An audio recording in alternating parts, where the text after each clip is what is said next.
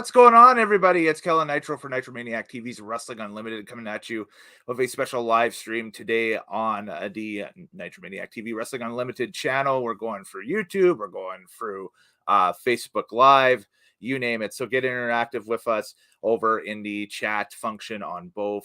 You can post your comments, questions, whatever. And I got a great guest, so I'm going to bring her in right away here. The producer for the International Wrestling Syndicate in Montreal. It's Erika. Erika, how you doing?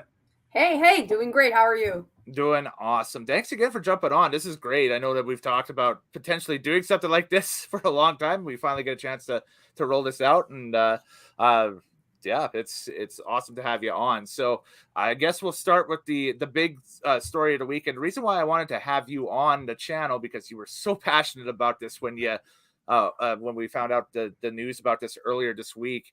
And it is after a 413-day NXT Women's Championship title run, Mandy Rose was released by WWE this week in controversial fashion after losing the NXT Women's title to Roxanne Perez on this past, Tuesday's edition of NXT Live. Now, this match was supposed to take place I think at the New Year's Evil card that they had, the premium live event that was going to be upcoming on January 10th, but they moved this up. And boy, when we found out the reasoning why they moved this up, man, Twitter and everything just went absolutely nuts. Your first reactions to Mandy Rose's release. So first, let's get into why I'm a little more qualified to talk about this perhaps than other people. Absolutely, Besides producing wrestling and being involved in wrestling for years, my day job, I work behind the scenes in the adult industry. I work with the content creator community. I work with professional porn stars every day. This is my job. So I see firsthand the kind of discrimination and stigma that goes with working in this kind of industry. And what Mandy Rose was doing, so the reason she was released, from what we're being told in reports, is that she had some sort of subscription-based platform. I keep seeing different names depending on who's reporting on it. It wasn't an OnlyFans, but it's the same type of idea. Mm-hmm. And there was a paywall on it, and she had some explicit photos. I don't know more details about what was on the subscription platform, but regardless, it was behind a paywall. There was some explicit photos.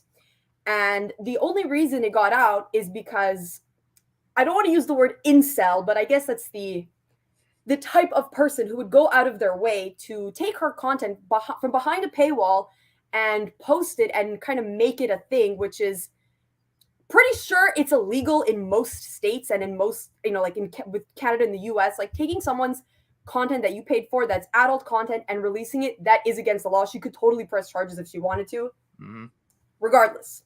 So now what I'm reading from dirt sheets and stuff is that because of this, that was the reason she was let go. And the main issue with this, to me, is the moral panic around it.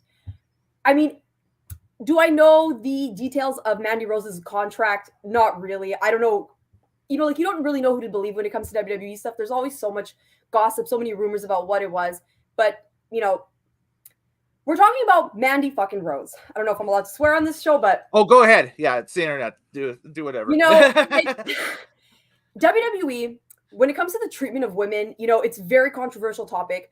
I am someone who grew up watching wrestling. As a young girl, I watched girls like Candice Michelle, Ashley Massaro, Tori Wilson, like the most hyper-sexualized women, and now we're trying to change the image, but it's still not completely changed. And Mandy Rose is kind of a throwback to these earlier women, the hypersexualized. I mean, they called her Desire as a nickname. Like, there was a whole tag team based on being desirable. So my real issue here is, here's this woman that her whole character is being sexy. Let's be honest. Is Mandy Rose the most amazing wrestler? Absolutely not. But she's enticing. She's pretty to look at. I mean, that's why she's there. Wrestling, at the end of the day, is still... there's an aesthetic appeal to wrestling, and Mandy Rose kind of hits that. So the fact that WWE can profit off of Mandy Rose being very attractive, they're allowed to do that. That's great. They get a big cut of that.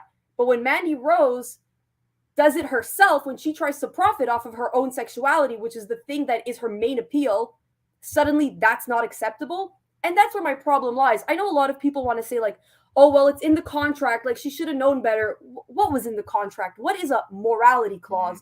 And who is WWE to be the the morality police all of a sudden. I mean, I know a lot of people will say like, oh, well, what they did in the past is the past. Your past kind of, it matters. It matters where you come from. And WWE has a lot of work to do when it comes to remedying some of the old stereotypes and some of the way they treated people and the raunchier types of things that they've done. So, I really don't think WWE is in the right for this. I know everyone has different opinions on how they feel about, the OnlyFans content and stuff like that. But to me, it's simply wrong to just release her overnight. Over that, there was no discussion. It seemed like it happened very quickly. Yeah. Like she was caught, and like she held a title for 400 days. This is how WWE treats their champions who hold titles for 400 days. This would have never happened if it was a man. And at the same time, I don't like to engage in this kind of stuff, but rumors about Matt Riddle being on drugs and there's naked pictures online. I keep hearing about Austin Theory hole on the internet. I mean, like, there's so many wrestlers who have nudes that have been leaked online. There's so many wrestlers who've had so many raunchy things go. It's fucking wrestling, man. Like, I don't know why people think that these professional wrestlers have to be like stand-up citizens. Like, they're people who fight in their underwear. Let's get over this, this moral panic. So, there's worse things that have come out of WWE. But when someone profits off of their own kind of scandalous image, that's where the problem is. That's some bullshit to me, Kellen. Yeah, no, for sure. Especially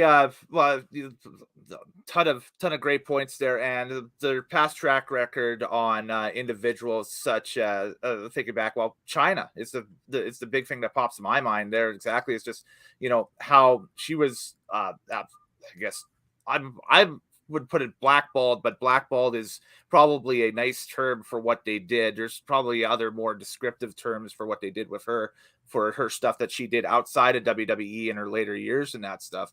And the fact that it took her, so long to get into the WWE Hall of Fame. And then on top of that, she's not in as a singular entity yet. She's in as part of DX, as part of a faction, right? So, that's a thing that pops in my mind. And you spoke about contracts.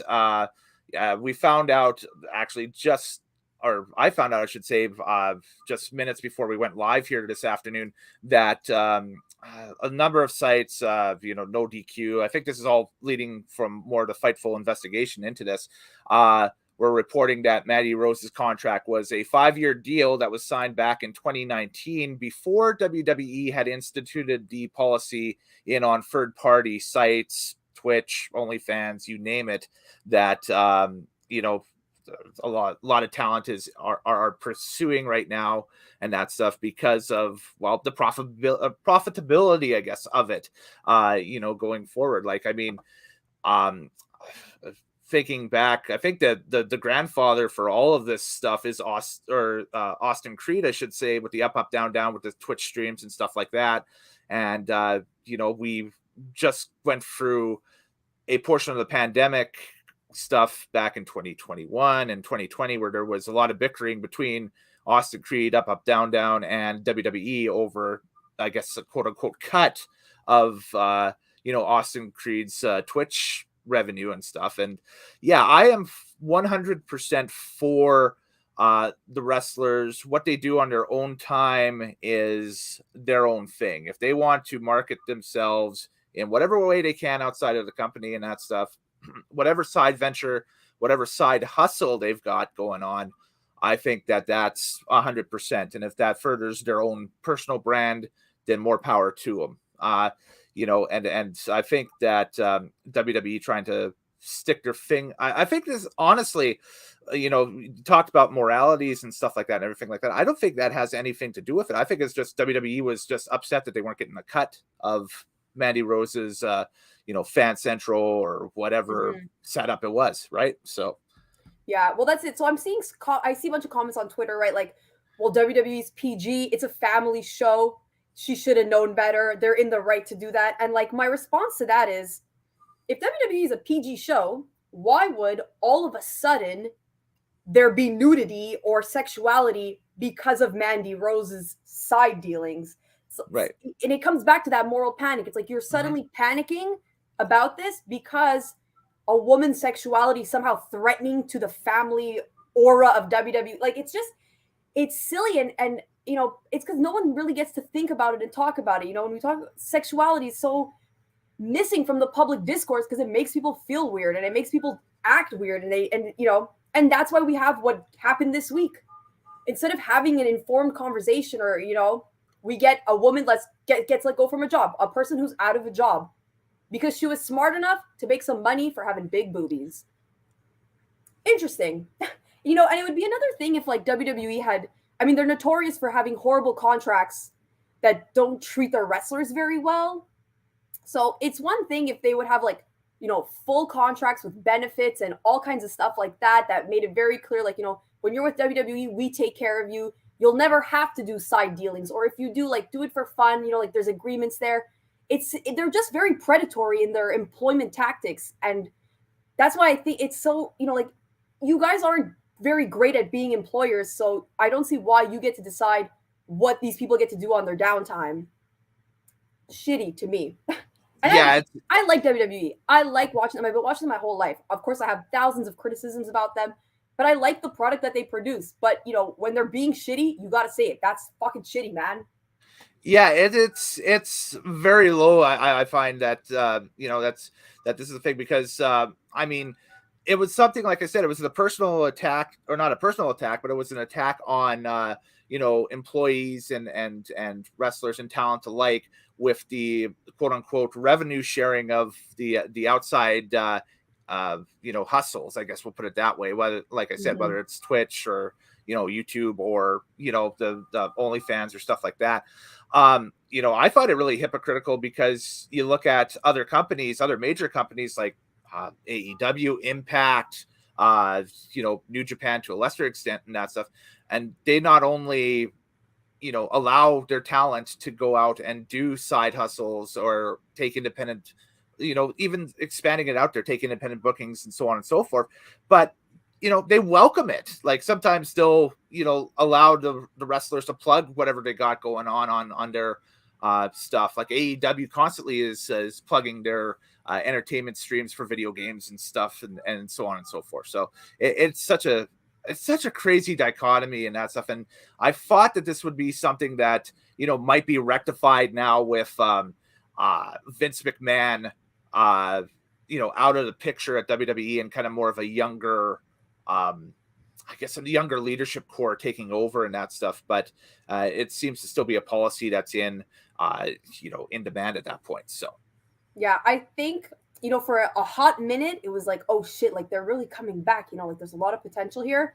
And this just shows that, there's still that old school mentality that's holding them back. I think, WWE, for how much money they have in their production value, it's sad that they're just missing the mark sometimes, And what's really fun about AEW, New Japan, and these bigger indies that are working together, ROH, people are working together to like uplift the stars, because at the end of the day, you're coming to see the wrestler, not so much the promotion. That's how I see it. Like, I'm not a WWE fan. I'm a fan of certain wrestlers who I love to follow. The story's about them. It's not about a brand. So when they do that, it's like they're restricting their own talent's ability to grow and become interesting and bring in those fans.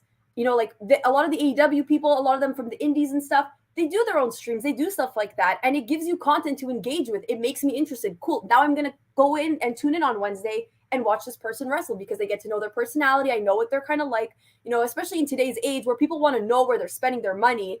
Like if I'm going to spend money on something, I want to make sure that the company I'm supporting has the same values as me. That's very important to people right now. That's where the market is. So, that's very important to a lot of us. And the fact that WWE restricts this kind of stuff or makes it very difficult for these wrestlers to show who they are, it really sucks. And I think that's kind of what I dislike the most about WWE is they take the lifeblood out of the people, like you get these really great indie darlings, they make it to WWE and then they strip them of everything that made them interesting in the first place. So, they're not helping themselves by doing this. They're always going to be the big evil corporate company. And I think this is just another nail in the coffin now. Like they're always going to, they've got the big show, they've got the big production. It looks great. It looks amazing. But you're going to kill your fan base if you keep killing what makes your stars interesting and good. Yeah, for sure. And that's just across the board though too, like you said. Like this is just a kind of a microcosm of the way they've always done business over there. And again, it was really eye-opening for me this week to see all of how this situation has evolved and that stuff. And I'll admit it, coming into this week, didn't really watch as much NXT as a lot of people have in the past and so on, that you're even watching the stream today too. But, the situation was very interesting, on top of that with, Toxic Attraction, they were on the main roster a little bit in the fall with the women's tag team title tournament and that stuff. So it was going to be very interesting to see what sort of, I guess, call up they were going to get, in 2023 or so, because I have a feeling that that tag team was going to potentially get called up to the main roster, maybe earmarked for WrestleMania weekend or something. And I think they were just maybe I guess there for like maybe the next two premium live events for NXT, and then called up because they were very close to being up there. I think they just needed maybe a little bit more time in NXT to get up there. But it's going to be a very interesting run. From what it sounds like on creative and on the creative side and that stuff, is that their situation is going to be still very like they're still going to be part of that tag team, and that they're still going to or not part of the tag team. The tag team is still going on, I should say. And I think that the plans for JC Jane and Gigi Dolan are still kind of up in the air when they're going to debut on the main roster, but they're probably main roster bound. My guess would be after Mania, but there we go. But we got some comments here coming in. Of course, if you want to leave a comment, feel free to use the chat box function on wherever you're watching this, for sure. We got The Extreme MWE. Check in. How are you, sir? And he or she says, I should say, WWE literally had a hot chick who knew she was hot, told her your gimmick is that you're hot, so she does what hot girls do and realized she can make more being hot than getting her ass beat. And then goes on to continue to say, in wrestling, you've got two types of people who devote their lives to the business, becoming trainers and agents when they stop wrestling, and people who use wrestling to elevate their brand. And then Mandy literally took the platform of WWE, gained a following, and elevated her brand off of that, which, tons of people have done. You look at, I think, like the biggest movie star in the world, The Rock, has elevated his brand by WWE, or first started in WWE, and is a classic example of it, right? So at this point, it's like, is it worth it even for Mandy to even return to any type of wrestling? After this, what kind of a taste does that leave in your mouth? You can make tons more money just being the hot girl that you are than getting your ass beat, literally, like our friend here said. I don't know if we'll see Mandy back in the ring.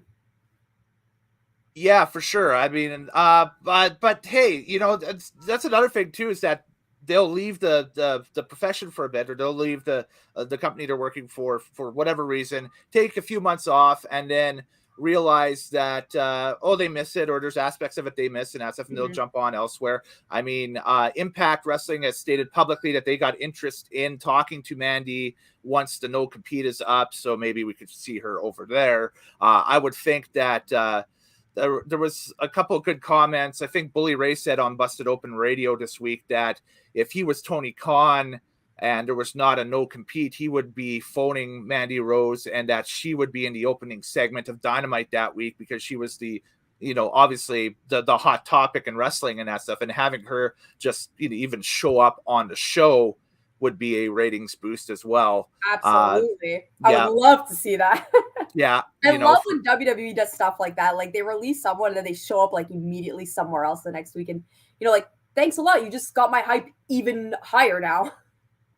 Yeah, well, it's the old thing, right? It's dates back to a incident that any wrestling fan would be familiar with, but maybe you guys in Montreal more so. Bret Hart, right? And the whole Montreal Screwjob situation back in '97, right? Heard of it.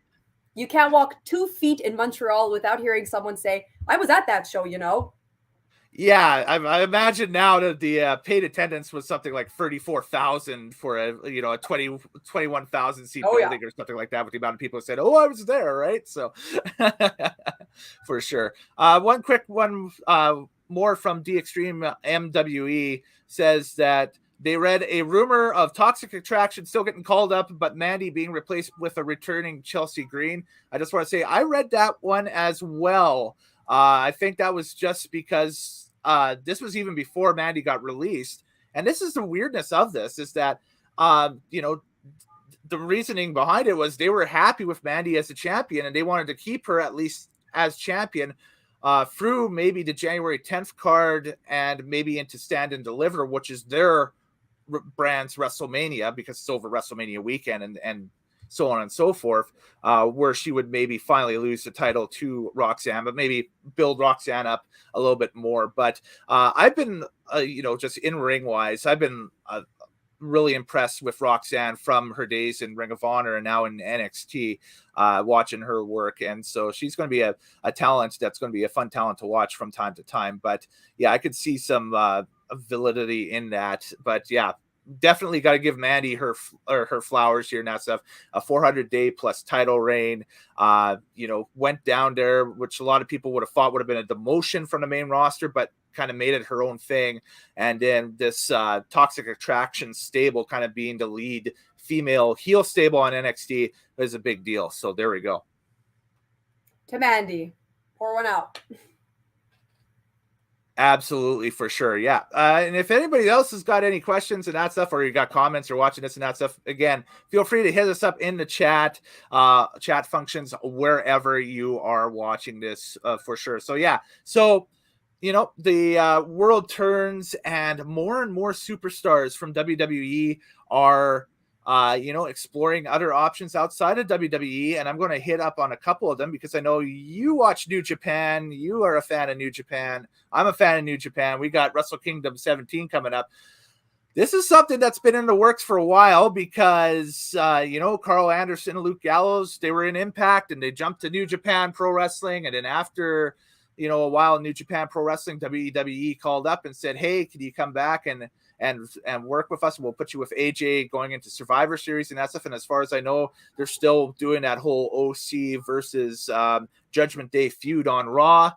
And at the time, Karl Anderson was the never openweight champion, and there was a little bit of controversy going on. Is that there was a scheduled match with Hikuleo that was supposed to take place at an NJPW card the same weekend, I think, as Crown Jewel, and there was talk that maybe potentially Karl could do the double that day and wrestle in Saudi Arabia and in Japan at the same time, but that kind of got abandoned. But it has been made official. We found this out a couple of weeks ago. I want to get your take on that. Is we're going to get now, I think this is Tama Tonga and Karl Anderson going head to head for the never openweight title at Wrestle Kingdom 17. Finally, I guess they're finally getting Karl back into work. A big show for New Japan, maybe potentially to lose the title and to fulfill a loose end for that. But it's going to be, I think, the first time since 1992 or 93 that a WWE contracted wrestler is working a New Japan Pro Wrestling card. See, my question is about the contract. How is that okay? How did they okay that? Why are they cool with that? Right? Exactly. I'm very confused about how this came about. And I quite like Gallows and Anderson in New Japan. I think they just make more sense there. Every time they come to WWE, I find it very underwhelming. Maybe I'm just missing something. Maybe it's just not for me. I understand that wrestling comes in many different genres and styles, but they always fall flat when they're in WWE. So you know what? I'm kind of glad to see him wrestling over there, because knowing WWE's track record with them, give it a couple weeks, give it a couple months, suddenly they're not going to be on the roster anymore. You're not going to see them on TV. So keep your ties very well in Japan, because you're probably going to end up back there. Definitely, for sure. I think that because if they got anything planned outside of this OC versus Judgment Day thing, I think the longest they could potentially run with it is maybe a match at Mania between the two factions, and then that's it. Or maybe even sooner than that. Maybe you get something at the Rumble or at Elimination Chamber or something along those lines. But that's probably it. I don't see this thing going into the long term as it being stuck, because it doesn't have the glue for it. Like, it's just going to be, maybe a few months and then that's it. And yeah, I mean, it's great to see Karl back on a Dome show. I know he's huge over in Japan, has such a great history with that company and that stuff. And it just adds to an already stellar card. And it's going to be interesting. You're going to have New Japan Pro Wrestling contracted talent on that card. You're going to have All Elite Wrestling contracted talent on that card with FTR and Kenny Omega going over. And now you've got WWE contracted talent with Karl Anderson going over, and the specter as well of a potential debut of a former WWE superstar as well on that card, with the announcement that Sasha Banks could potentially be heading over to New Japan under her, real name of Mercedes Varnado, and potentially making her debut on that show in some way, now that New Japan Pro Wrestling has been dabbling with the women's division a little bit, and having bought Stardom, and a former WWE title holder in her own right, Kairi, is the New Japan Pro Wrestling IWGP Women's Champion. So I would have never, ever, ever thought that I would see Sasha Banks' name associated with New Japan. I mean, like this, it's rare sometimes to be very, very surprised by wrestling. Sometimes it can be a little, a lot of it is very incestuous with a lot of the same circles, a lot of the same companies, a lot of the same wrestlers, but I never would have thought Sasha Banks would be associated with New Japan. I think it's really exciting. Any sort of push towards women's wrestling, of course, for me is a win. It's exciting. More promotions need to be doing more for their women's roster. People want to watch women's wrestling. There's demand for it, and the talent is just getting better. So Sasha Mercedes making her way to Japan, if this is true, I mean, this is just such an exciting move for wrestling fans. Whether you like Sasha, whether you like New Japan, whether you like WWE, it's just exciting. And that's what we need. We need more exciting wrestling. I think for a little while, there was kind of a lull with WWE just having a monopoly on everything. And now wrestling's exciting again. Dare I even say it's cool again. With all these new promotions, and even the indies are really doing really well, taking off. New Japan sent us Suzuki and Jay White to come wrestle at our local Montreal indie. Right. I was going to hit on that a little later. Yeah. Yeah, wrestling is fucking exciting again. And if Sasha's going to New Japan, sign me the fuck up. I'm all for it. I think it's super cool. And we all know how these things go. They'll go for a bit. Maybe she'll come back. That's what makes it exciting. What's their next move? I don't want to be able to predict what's happening. I love being a mark. I love being caught off guard. I love when I'm wrong. I love when they show me something new that's totally surprising. So I'm all for it. I think it's exciting. Well, yeah. I mean, you have to be a fan, and of course, fan is just short of fanatic, right? Of anything to really, really get invested into it and that stuff. And yeah, with Sasha / Mercedes, I think the mission of this time away from WWE was that she wanted to go out and experience different styles of wrestling and that stuff. Like, she was down in Mexico training in some lucha libre stuff, and now she's heading over to Japan a little bit and that stuff. It wouldn't surprise me if this is still something that she does for the next 6 months or even up to a year, and then comes right back in WWE and reinvents herself a little bit with maybe some new moves, some stuff that she's learned and that stuff. WWE itself, I'm sure the system, talking with wrestlers and talent and stuff like that, I'm sure that the system that they got in place there does the trick for their it's when Vince McMahon was running the company, I would say it was formulaic. Now it's kind of a switch between formulaic and chaotic, I find.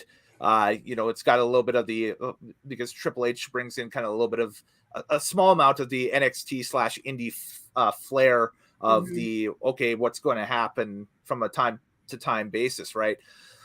But I think that the big thing that Sasha is going to get out of this again is going to be a huge amount of experience worldwide and that stuff. And she's not the first big name superstar to do that. There's been you look through the annals of wrestling, there's been tons of wrestlers that have, worked WWE for years and then decide to leave, work elsewhere, whether it be Japan or whatever, and then come right back through the front door too. So, I mean, that's always up there. So I think it's great. It just adds flavor, make him go, let him marinate, let him come back.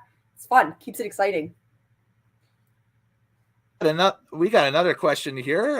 We got DX Stream NWE coming in with all the questions today, which is great. We appreciate it for sure. Regarding Sasha Banks, would you prefer her signing with AEW or pull a Cody Rhodes and master free agency, I should say? Imagine 2023 she appears at Wrestle Kingdom, Triple Mania, and All Out before returning. Wow, that's a hell of a prediction. I like that one. I would not be surprised.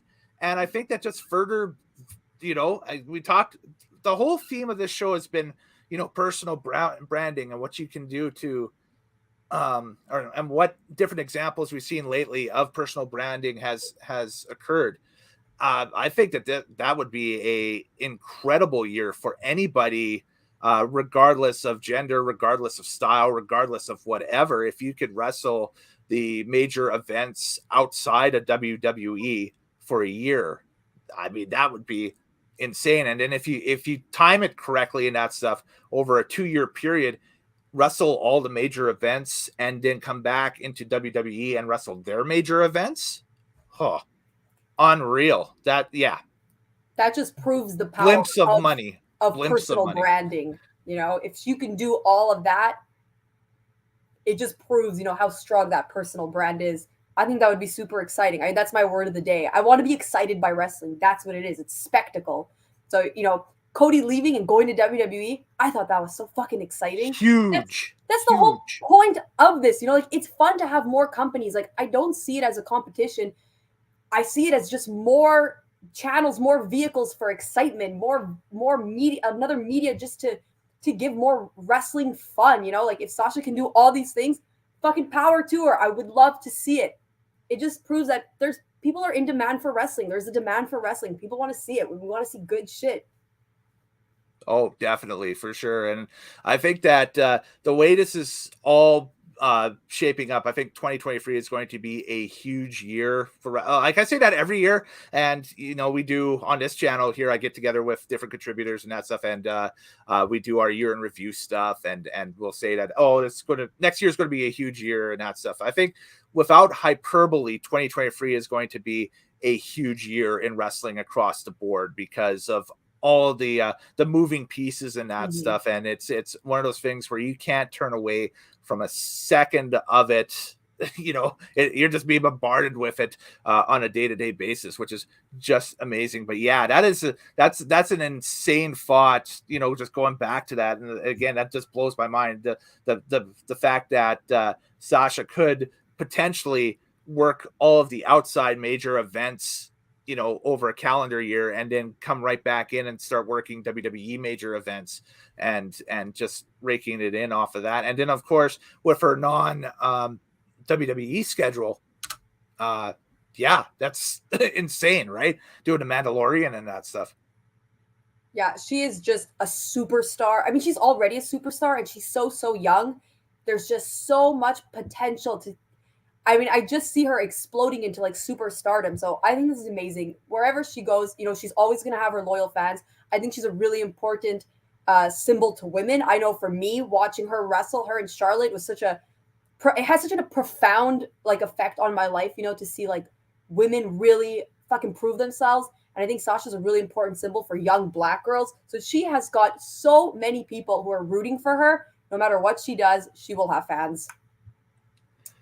And we'll hit up one more question here that says, the sad side of the equation, what about Naomi? People still want to see her return and join the Bloodline, but that faction looks like it's in its final chapters as we get closer to Mania. I don't know about that because not the fact that, Naomi joining the Bloodline, I think that would be phenomenal. I don't know if the Bloodline's necessarily in its final chapters or not. I get the feeling that, there might be a rift between Sami and Roman eventually. I think it's leading up to that. And I think Sammy's the fallback if they don't get The Rock for this WrestleMania. I think it's going to be Roman and Sammy, but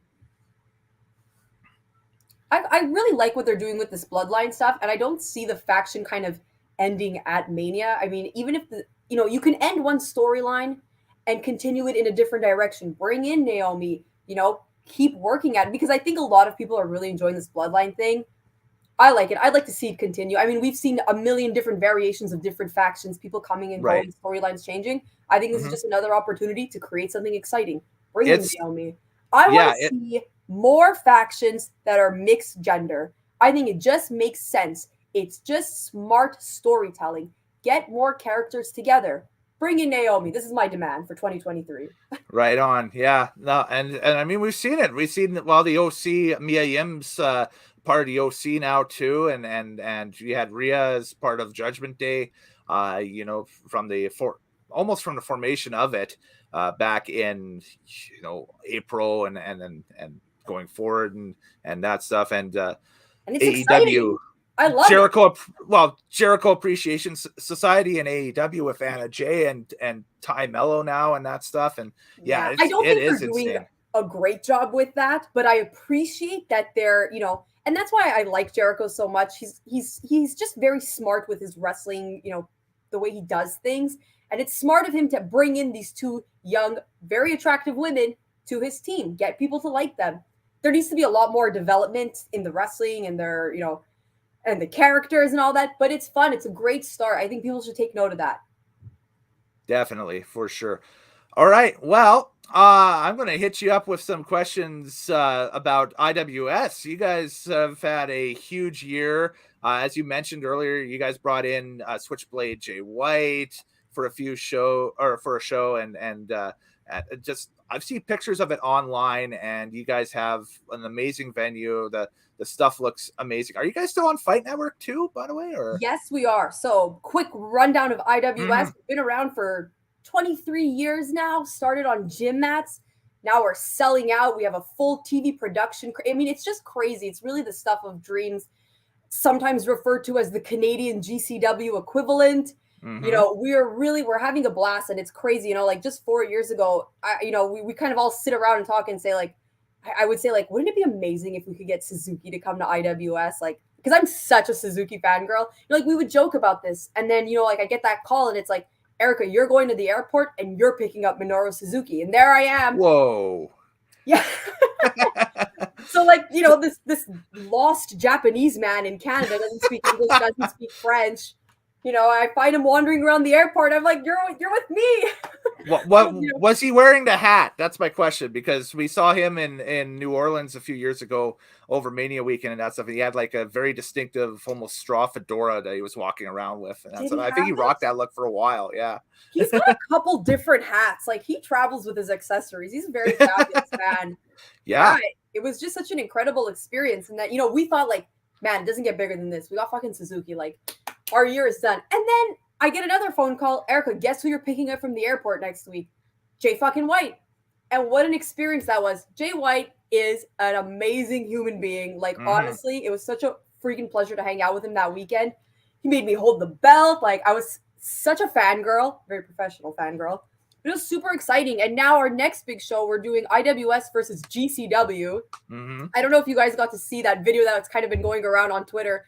So the owner of IWS is a kind of an indie crazy hardcore legend, PCP crazy fucking Mandy, that's his name.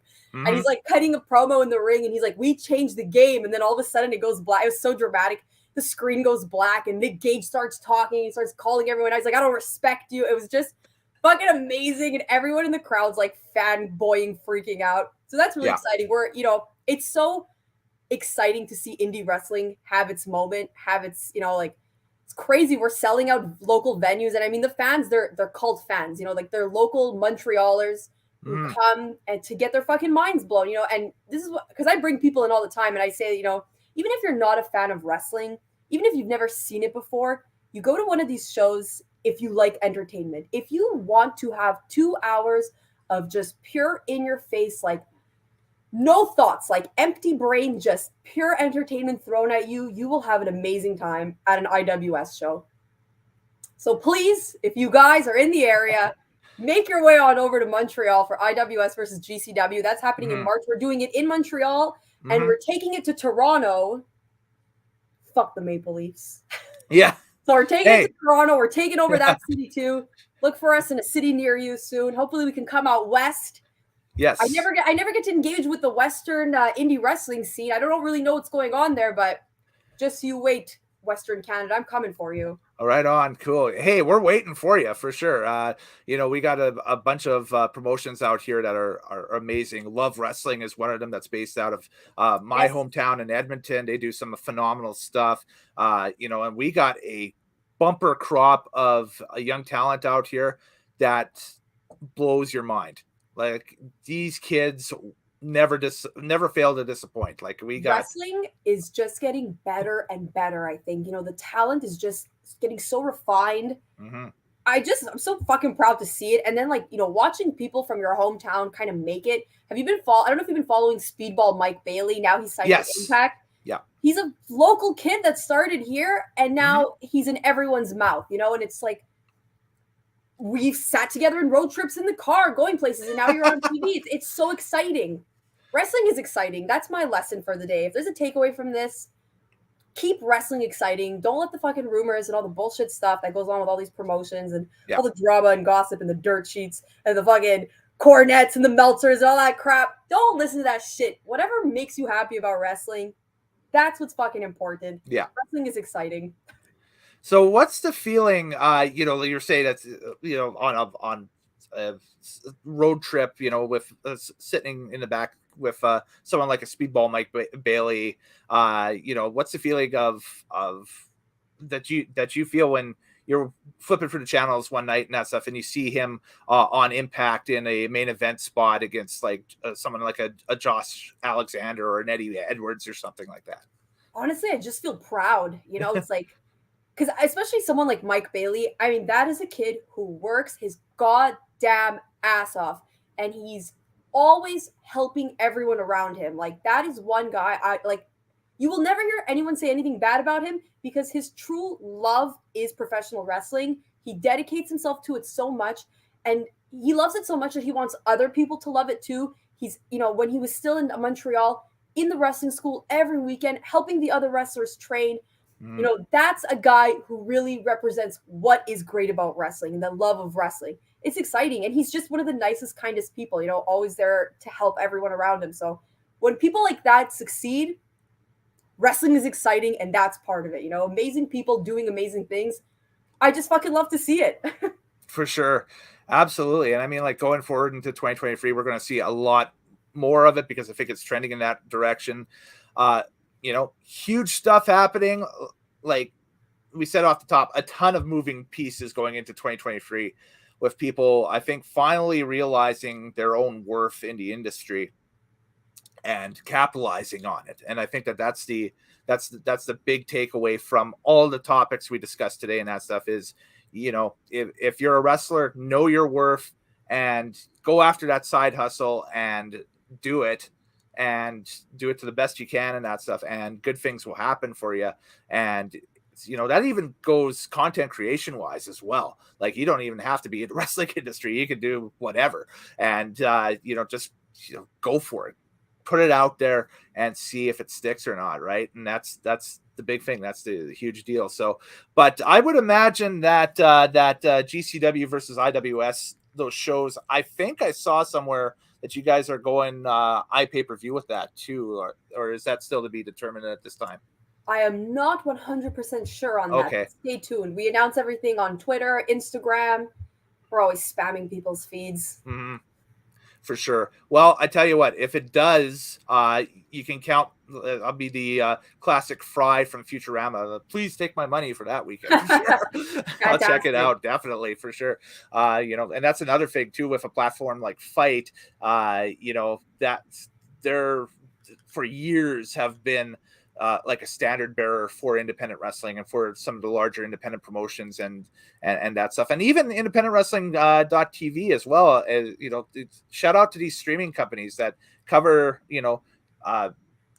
grassroots independent wrestling all the way up to, the national and international indies and that stuff, because that's how we consume the product, and that's how we can check in on our favorites and see how they're doing, if they're doing a Japan tour, or if they're doing a tour of the East Coast, or the Pacific Northwest, or anything like that, right? So the world has gotten smaller, which I love. And just a quick cool thing about this is I was firmly aware of IWS back in the day, because I used to be a tape trader. So I used to get IWS stuff in tape trades all the time.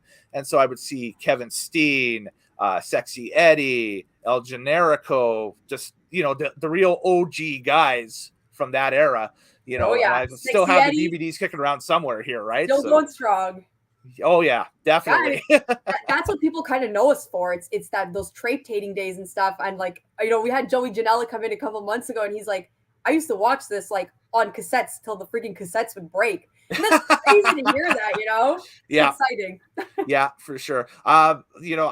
I call it tape trading, but it was more DVD trading when I did it. But that was, just because the VHS was being passe and the DVD was the huge thing, right? And there was, pro wrestling torrents and other ways that we got our stuff as well, back in the mid to late 2000s for sure. But anyways, anything else you want to plug? Well, I got you. Follow me on Twitter, DiscoDad99, for terrible takes and lots of rants. Maybe a cute selfie or two. There you go. Absolutely. It was super fun to have this conversation. Thank you so much for having me on. I'm always down to chat wrestling, chat dirty stuff. You know, can find me. Well, I tell you what, maybe we'll have you back on after Wrestle Kingdom and have you on for a show review for that. How's that? Totally. Whenever there's anything happening in women's wrestling, you know who to call. Follow me on Instagram at Brett_fart. One of the best Instagram names ever that you'll ever see. Definitely, for sure. This is great stuff. You can follow me on Twitter as well, at Kellen Nitro, and on Instagram, same deal. It's basically the same at for anything across. And of course, if you dig this stuff, please, tinyurl.com/Nitromaniac TV. That takes you to the YouTube page. You can share it with your friends, with your family. Click a subscription. I would love to get this thing by the end of 2023 up to 500 subscribers. I think that would be amazing. And, that's my goal for this channel for the next calendar year or so, is to get it up past the 500 subscriber mark for sure. And shout out to a brand sponsor that I got on the channel, twitch.tv/lovewrestling.ca. Yes, it is Love Wrestling, but you can go back and check out all of their VOD content, including their November event, which was the last independent wrestling event that they put on for the calendar year of 2022. They will be back in January, at the end of January, again from the Rec Room at South Edmonton Common, with another stellar night of independent wrestling. I think there are matches ready to be announced in the new year and that stuff for that. And you can follow them and for more info on that. They also are going to be, if you're in the Edmonton area, they also are going to be tomorrow at the Punk Rock Flea Market, which will be at the Old Strathcona Antique Mall, I think from noon to 5, I think is the time or so. And it's going to be a fun time. A ton of Love Wrestling talent's going to be there. They're selling merch, the whole deal. So I'm going to try and venture through the snow and the ice tomorrow to potentially see what they've got and go check that out. And the Punk Rock Flea Market is just a fun time. It is. It's just awesome stuff. So it's a great time for sure down there. So if you're in the Edmonton area, hey, maybe I might see you down there. We'll see. But yes, absolutely. And upcoming, again, a big thing that I got going on tomorrow night, and I'm really excited for this, and I'll start working on some of the elements and stuff for it for tomorrow, is our annual Christmas simulcast. Oh, that's on the wrong thing. Oh, whoops.